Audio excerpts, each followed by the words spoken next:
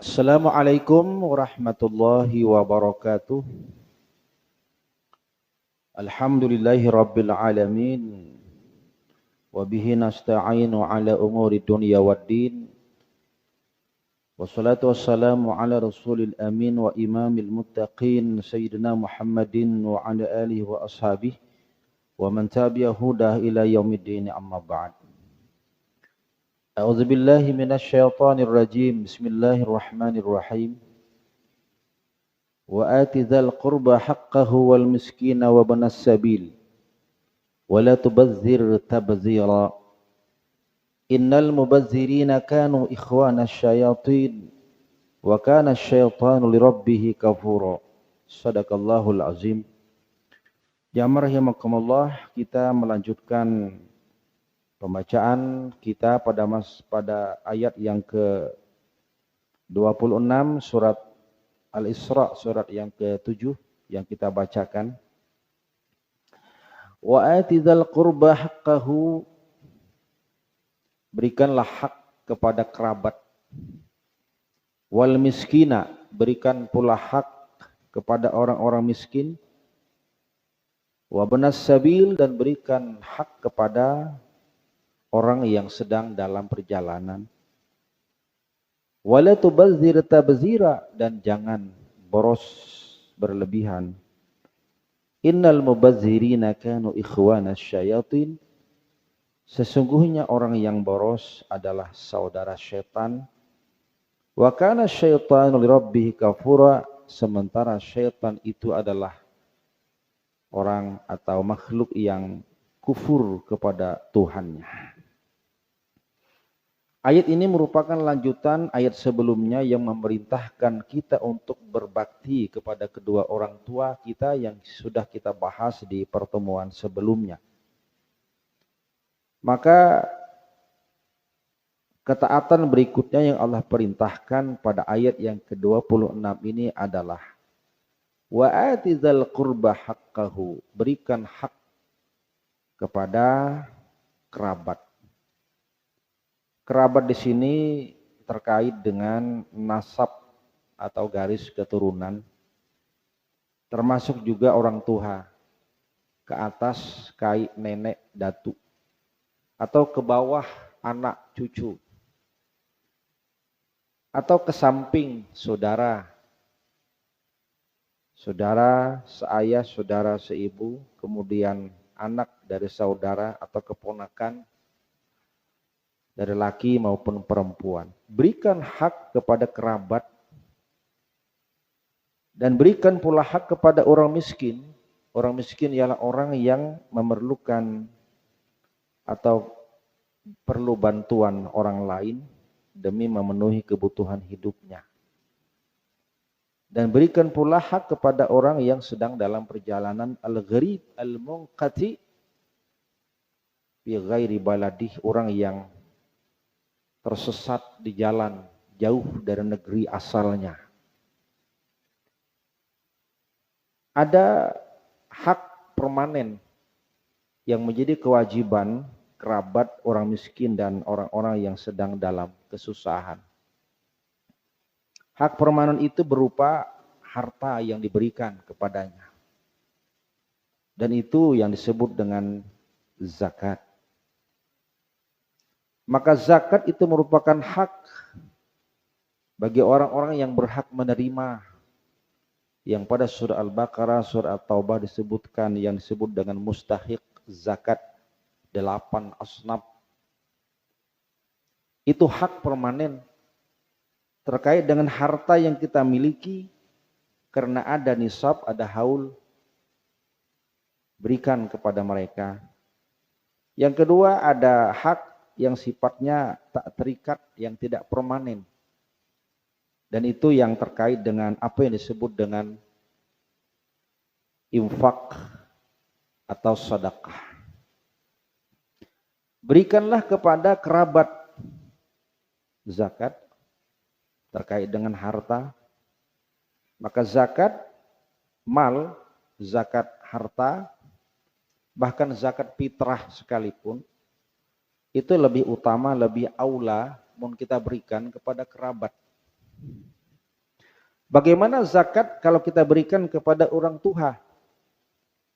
Para ulama mensyaratkan zakat harta itu bisa diberikan kepada orang tua yang memang kondisi tertentu di mana orang tua memerlukan bantuan, yang memang bukan dalam asuhan kita. Jadi kalau orang tua dalam asuhan kita, itu bukan berzakat, tapi kewajiban nafkah, al-infaq, lil walidain. Berikan pula zakat kepada kerabat dekat, saudara, atau anak saudara. Berikan zakat kepada orang miskin pasti. Kalau ini zakat, orang yang membutuhkan. Miskin itu adalah orang yang tidak bisa memenuhi kebutuhan hidup dalam batas yang minimal. Berusaha, ada pekerjaan, tapi hasil tidak memadai. Tidak seimbang antara kebutuhan dengan pendapatan. Ada ukurannya tapi dalam indikator kemiskinan yang dikeluarkan oleh BPS, Badan Pusat Statistik, itu ada kalau tidak salah 14 indikator yang dikategorikan sebagai orang miskin. 9 diantaranya apabila terpenuhi miskin tuh. Ya, 1 rumahnya hatapnya mungkin masih kategori hatap biasa. Amun sudah hatapnya baik, genteng segala macam, bukan miskin. Dinding rumah masih daun, masih menggunakan kardus misalkan. Amun sudah beton, dinding rumah dimasuk lagi miskin. Lantainya apakah masih menggunakan lantai tanah kah, bambu kah? Tapi amun sudah lantainya keramik, granit, tunduk sudah dimasuk lagi miskin. Belum lagi kemudian penerangan lampu. Apakah rumah itu berlampu kah? Lampu tembok kah? Lampu strongkeng kah?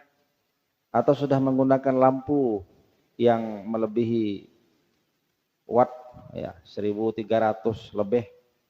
Tapi makmun sudah menggunakan fasilitas lengkap, penerangan lampu yang hebat, itu sudah tidak masuk kategori miskin. Belum lagi soal bagaimana MCK, WC segala macam di rumah, masihkah menggunakan perabot atau keadaan apa adanya.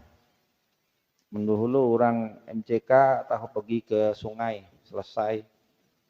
Iya, mulai ini sudah lengkap di rumah.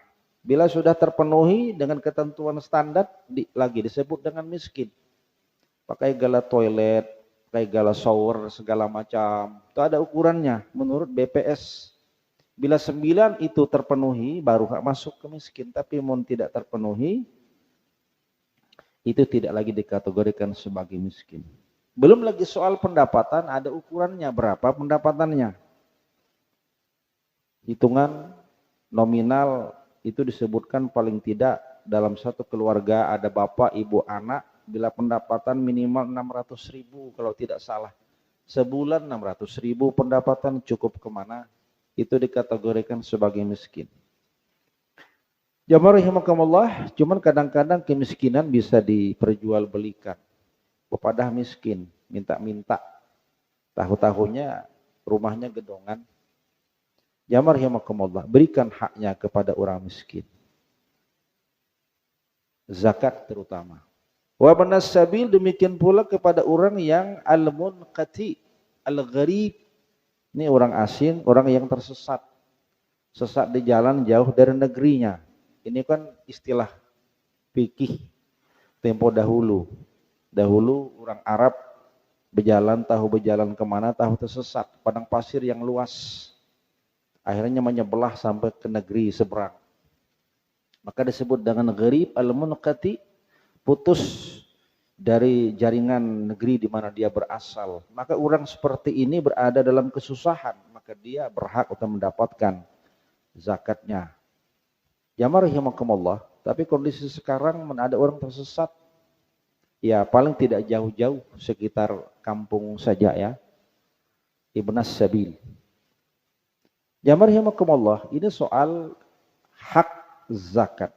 Di samping itu ada yang disebut dengan infak dan sedekah. Apa yang membedakan antara infak dengan sedekah? Infak lebih kepada harta yang kita belanjakan, yang kita berikan. Ada sebuah ayat pada surat Al-Baqarah 215. Sahabat bertanya kepada Rasulullah, maka turun ayat yas'alunaka madza yunfiqun. Mereka bertanya, ya Rasulullah, ya Muhammad, kepada siapa kita paling berhak untuk berinfak? Maka turun ayat mengatakan, ma anfaqum min khairin falil walidaini wal aqrabin wal yatama wal masakin wa ibnis sabil. Apa saja yang mengandung kebaikan yang akan kau infakkan, maka yang paling berhak untuk mendapatkan infak itu adalah kedua orang tua. Maka selain kemarin kita bakti kepada orang tua, maka ayat ini menegaskan salah satu wujud dari bakti kita adalah berikan infak kepada orang tua kita. Berinfak. Bahkan para ulama mengatakan wajib memberikan infak kepada kedua orang tua, dan ayat ini menyatakan paling pertama untuk kita berikan baru yang lain. Falil walidain, maka yang paling utama adalah kedua orang tua kita untuk mendapatkan infak. Harta, benda yang kita berikan kepada keduanya, apalagi saat keduanya memerlukan bantuan. Dan apakah kemudian orang tua berhak mendapatkan sedekah? Apabila orang tua itu sudah berada dalam kawasan tanggungan kita, kewajiban kita memberi nafkah, maka tidak ada lagi istilah sedekah untuk orang tua. Aku tidak bersedekah kemana? Ke orang tua, diusah lagi, karena kewajiban kita memberikan nafkah kepada keduanya. Bagaimana dengan zakat? Para ulama tetap mengatakan boleh berzakat kepada kedua orang tua dalam kondisi di mana mereka memerlukan. Dan zakat orang tua bisa dikategorikan misalkan masuk ke dalam gharim. Misalkan kalau orang tua berhutang, dia kau membayari, maka sebagai anak bisa membayarkan hutang orang tua, dan itu dari zakat anak kepada orang tua, karena orang tua dianggap sebagai gharim, yang berhutang, yang tidak mampu membayar, maka kewajiban si anak membayarkan lewat zakat. Karena kewajiban membayar bukan pada anak, tapi pada orang tua sendiri, maka caranya adalah berikan zakat karena dia adalah gharib. Dengan zakat itu kemudian dia bisa membayar hutangnya kepada orang lain. Jamaah rahimakumullah, demikian pula dengan sedekah. Ada zakat, ada infak, ada sedekah. Kalau infak lebih kepada materi, benda, tapi kalau sedekah bisa materi, bisa non materi, lebih luas ketimbang infak. Pemberian yang tanpa ada latar belakang, pemberian sukarela, itu namanya sedekah. Selain harta, non harta. Makanya Nabi mengatakan senyum saja merupakan sedekah. Begitu luas makna sedekah. Dan dalam konteks ini zakat pun sebetulnya bagian daripada istilah sedekah. Khudz min amwalihim sadaqatan tutahhiruhum wa tuzakkihim biha. Itu maknanya adalah sedekah dalam bentuk zakat. Jamaah rahimakumullah. Lalu yang kedua, Allah mengatakan ketika kita memberikan sesuatu apa yang baik, ma anfaqum min khairin fa innallaha bihi alim. Apa yang kita berikan yang terbaik dan yang baik. Jadi syarat kita memberikan, apakah itu zakat, sedekah, infak, itu harus baik. Baik tidak hanya materinya, tapi juga sumbernya, sumber pendapatannya. Baik. Makna kebaikan begitu luas. Apa yang kita infakkan, kita sedekahkan, kita zakatkan dari kebaikan dan sesuatu yang baik, itu harus kemudian ada acuan norma sesuai dengan kadar ketentuan yang diperlukan. Apabila melebihi bisa masuk ke dalam kategori tidak baik. Dalam ayat disebutkan mubazir. Innal mubazirina kanu ikhwana syayatin. Dan orang-orang yang mubazir dalam memberikan sesuatu itu bisa dikategorikan sebagai saudara setan. Tapi jamaah rahimakumullah, ada pendapat ulama untuk mengartikan makna mubazir. Mubazir itu apa? Agar mubazir itu biasa kita menerjemahkan dengan istilah berlebihan, boros. Ada satu perkataan dari sahabat ketika dia melihat salah seorang yang mengatakan di depannya ketika dia melihat gunung yang dekat dengan Ka'bah, yaitu gunung Kubais ya. Sebesar apa gunung itu? Besar sekali. Dia mengatakan bahwa kalau sekiranya kita berinfak bersedekah sebesar gunung Abu Kubais ini, maka bukanlah sebuah kemubaziran. Asal memang demi kebaikan. Tapi sebaliknya kalaupun kita berinfak bersedekah hanya 1 dirham saja, tapi bukan pada tujuan kebaikan, maka itu yang disebut dengan mubazir. Maka mubazir bukan dalam takaran banyak atau sedikitnya. Tapi mubazir di sini adalah dalam konteks tujuan dan kegunaannya. Maka ada istilah tidak ada kemubaziran dalam kebaikan. Jadi hendak sebanyak apapun kita memberikan harta, sepanjang itu diberikan untuk dan demi kebaikan, tidak mubazir. Sebanyak apapun. Jadi bukan pada ukuran banyak, tapi apakah bertujuan demi kebaikan atau tidak. Kalau tujuannya bukan untuk kebaikan, sedirham pun kita berikan, itu disebut dengan mubazir. Karena memberikan sesuatu bukan pada hak dan tempatnya. Makanya Imam Asy-Syafi'i menerjemahkan mubazir adalah mengeluarkan harta bukan pada hak dan tempat yang semestinya. Mubazir. Jadi ini mungkin sedikit pencerahan dari makna mubazir yang biasa kita artikan adalah berlebihan. Belum tentu kalau kelebihan itu memang tujuannya demi kebaikan, sebesar apapun. Hatta sebesar gunung Abu Kubais tidaklah disebut dengan mubazir. Jamaah rahimakumullah. Kalau orang mubazir itu maka ayat mengatakan dia adalah saudara setan. Saudara bukan dalam makna saudara senasab seketurunan. Istilah Quran dan tradisi orang Arab jahiliyah memang terbiasa menggunakan istilah saudara apabila memiliki sifat yang sama.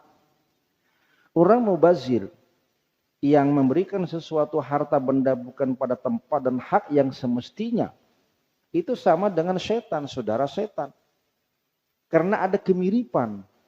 Setan itu senantiasa melakukan keburukan, kejahatan. Maka orang yang mengeluarkan harta benda bukan pada kebaikan, tapi untuk keburukan sama dengan kelakuan setan. Maka saudara setan.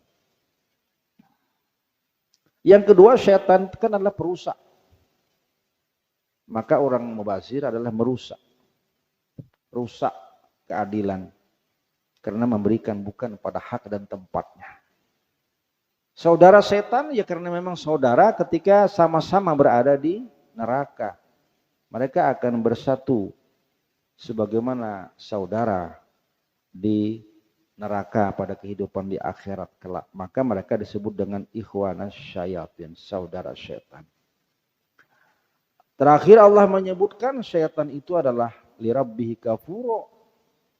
Kepada Tuhannya dia senantiasa kufur, ingkar kepada Allah Subhanahu wa ta'ala.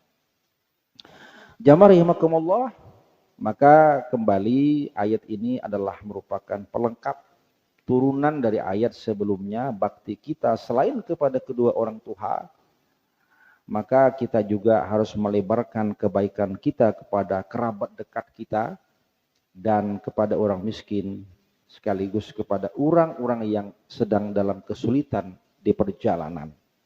Mudah-mudahan kita termasuk orang yang senantiasa taat patuh demi ketaatan kebaikan kita kepada orang tua dan ketaatan kebaikan kita kepada sesama, dan kita terhindar dari orang yang boros bukan pada tempatnya untuk menyalurkan kebaikan dari harta benda yang kita berikan. Aku qauli hadza wa astaghfirullah. Wassalamualaikum warahmatullahi wabarakatuh.